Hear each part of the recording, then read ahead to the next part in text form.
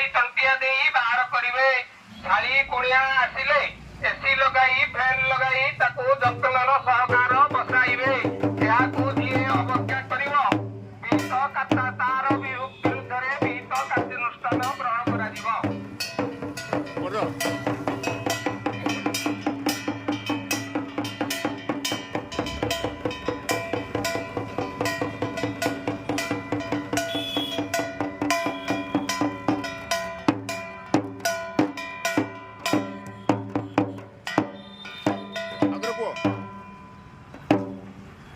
ଶ୍ରୀ ଶ୍ରୀ ମା ବ୍ରାହ୍ମଣ ଦେବୀ ଆଜି ଗ୍ରାମକୁ ବିଜେ କରୁଅଛନ୍ତି।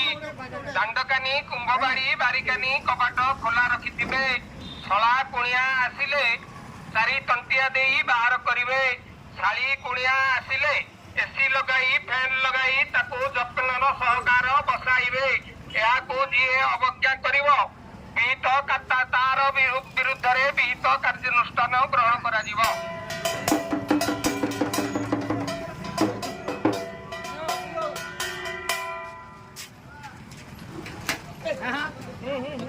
ପବିତ୍ର